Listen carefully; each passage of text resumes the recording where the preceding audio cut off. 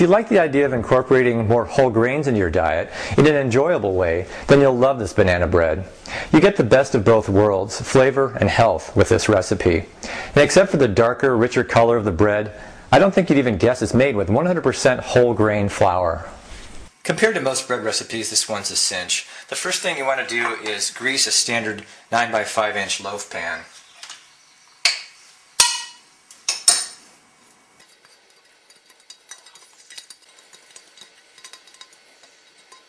And preheat your oven to 350 degrees. Now you want to beat together the butter, sugar, baking soda, salt, cinnamon, nutmeg, and vanilla until smooth.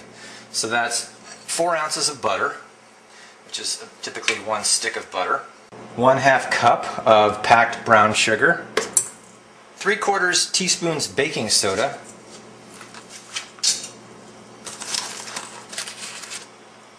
and 1/2 teaspoon of salt, 1/2 teaspoon of ground cinnamon,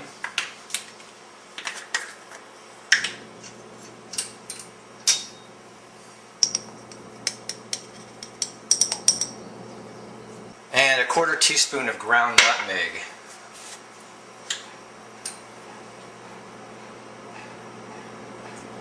And then 1 teaspoon of vanilla.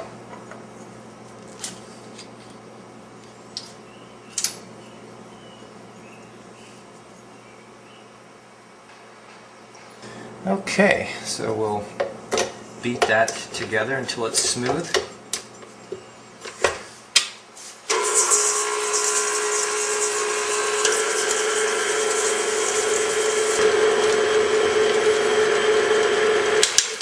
It only takes about 30 seconds or so.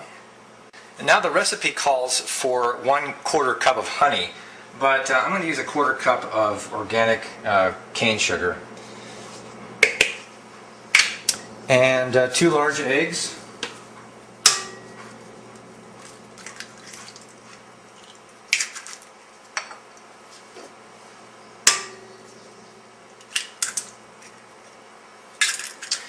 and the all-important ingredient, the bananas. So let's talk about bananas for a second. Okay, now we want to add 12 ounces of mashed bananas.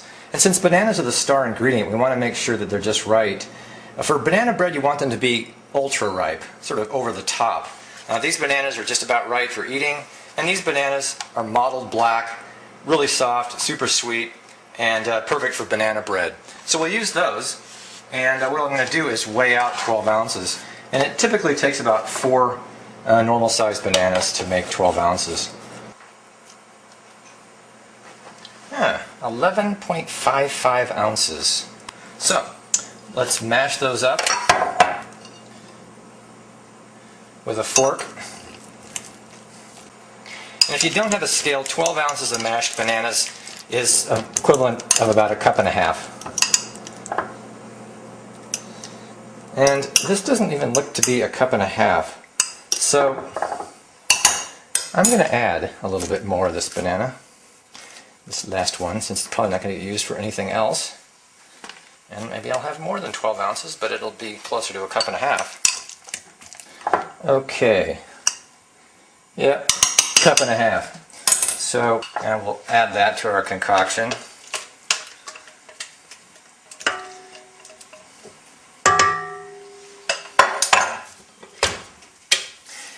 And beat that until smooth.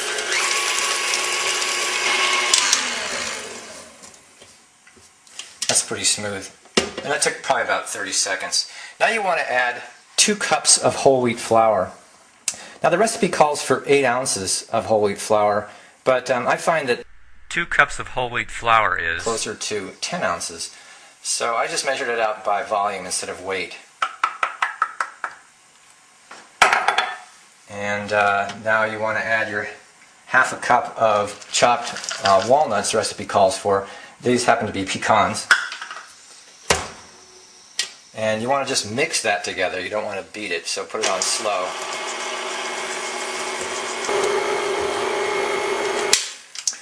Okay, that was maybe another half minute or minute of mixing.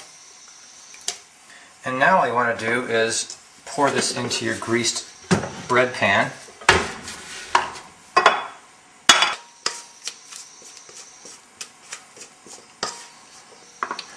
And then just kind of smooth out the top a little bit. Okay, now you want to just let it rest for 10 minutes uncovered on the counter at room temperature before placing in the oven. And after the 10-minute rest, it's into the 350-degree oven for 50 minutes. And after 50 minutes, what you want to do is tent it for the last 10 minutes, 10 to 15 minutes of baking with a piece of foil. So just put a piece of foil over it like this and let it bake for another 10 to 15 minutes. Okay, it's been 10 minutes since I tented it, and I'm going to test it to see how it's done. So it's been about 60 minutes total since I put it in. And I'm going to do the toothpick test to see if it comes out clean. And it's coming out clean, so it's done. This is a really simple recipe, and it's hard to mess up, but the only thing that I've done before that wasn't to my satisfaction was I overbaked it, so that's why I check it a little bit early. You want to let the pan cool for 10 minutes before turning it out on a rack to cool completely.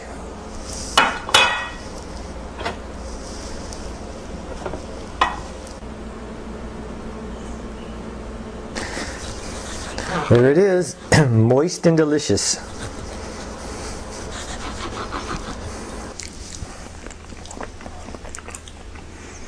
Yum. For more bread baking videos and recipes, visit breadtopia.com.